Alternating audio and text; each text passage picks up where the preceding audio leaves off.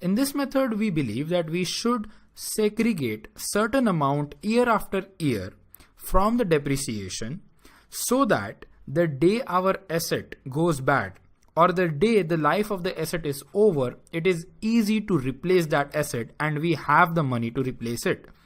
So what do is we segregate an amount, and this amount we invested somewhere and we get the returns on that investments.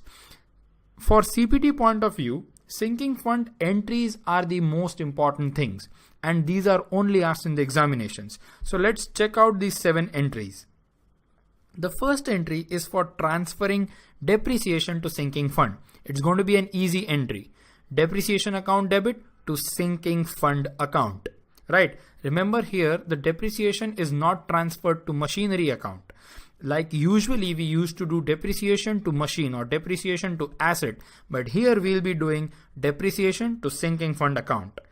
The second entry is a very simple one and the same routine one for charging depreciation to profit and loss account, and the entry will be profit and loss account to depreciation account. The third entry is for investment. So this is where we start investing this segregated money, and the entry will be sinking fund investment account debit to bank. Where do we invest? We usually invest in bonds, in government bonds, which gives us a fixed percentage of return. So let's see the fourth entry. In subsequent years, for interest earned on sinking fund investment and on investments of interest and depreciation.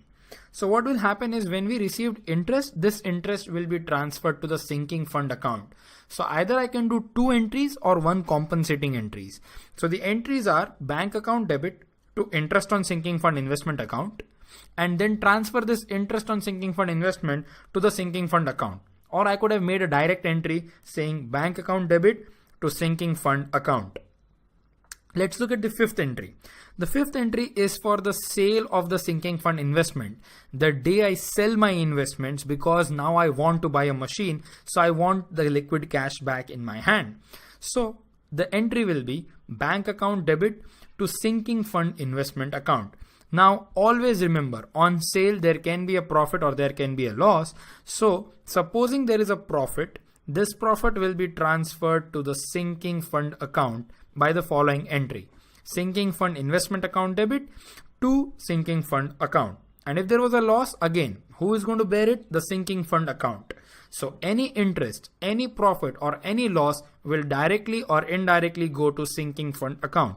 So the entry for the loss will be sinking fund account debit to sinking fund investment account.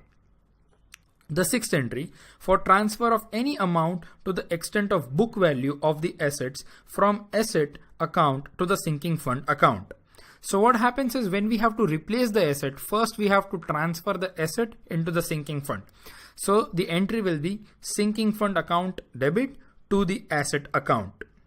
And lastly, any surplus of the sinking fund account may be transferred to general reserve, and if we have any deficit, this will be from the profit and loss account. So supposing we have a surplus, the entry will be sinking fund account debit to general reserve, and if we had a deficit, the entry will be profit and loss to sinking fund account. So please bear this 7 entries, as these are the only important things from CPT point of view, and they ask this a lot.